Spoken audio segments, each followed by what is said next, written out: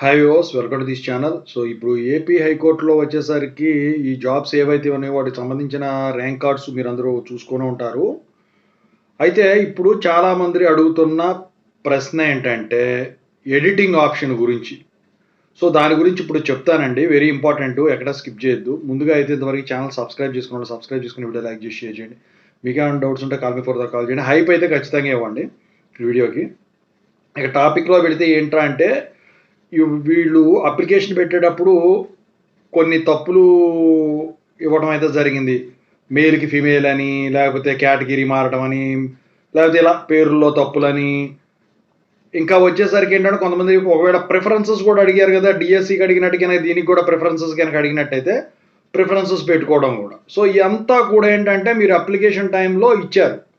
అయితే చాలామంది అడుగుతున్నారు దాన్ని మార్చుకోవడం కుదురుతుందా? ప్రాబ్లమ్ అవుతుందా? అని చెప్పేసి డేట్ ఆఫ్ బర్త్‌లు తప్పులు పడినాయి.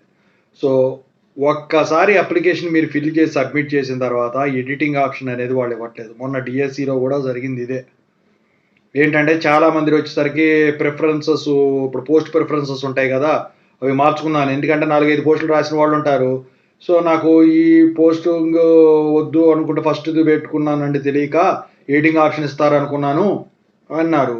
కానీ అక్కడ జరిగింది ఏంటి, ఫస్ట్ ఏదైతే ప్రిఫరెన్స్ పెట్టారో దానికే పోస్టింగ్ ఇచ్చారు. ఇక మిగతా పోస్టులు ర్యాంక్ వచ్చినా కూడా పక్కా దోసేసి బెస్ట్ ర్యాంక్ వచ్చినా అది వేరే వాళ్ళకి పోవడం జరిగింది. చాలా తతంగం అయింది అది. ఇవాళ ఎడిటింగ్ ఆప్షన్.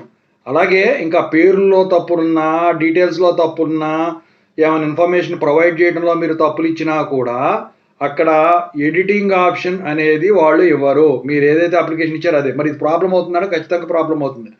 ఫర్ ఎగ్జాంపుల్ ఇప్పుడు మీ నేమ్ ఉంది, 10th క్లాస్ సర్టిఫికేట్ ప్రకారం ఉండాలి. డేట్ ఆఫ్ బర్త్ కూడా దాని ప్రకారం ఉండాలి. డేట్ ఆఫ్ బర్త్ సర్టిఫికేట్ ప్రకారమైనా ఉండాలి. అందుట్లో ఫాదర్ నేమ్ ప్రకారం ఫాదర్ నేమ్ ఉండాలి. ఖచ్చితంగా అది కూడా ఇంపార్టెంటే. హస్బెండ్ నేమ్ ఇచ్చుంటే హస్బెండ్ నేమ్ ప్రకారం ఉండాలి. ఓకేనా? ఇలా మేల్ ఇస్తే మేలే ఉండాలి, ఫెమేల్ కాదు. సో దాని ప్రకారమే ఉంటుంది. ఎడిటింగ్ ఆప్షన్ అనేది వాళ్ళు ప్రొవైడ్ చేయరు. ఇది మీరు ఖచ్చితంగా అయితే గమనించాలి.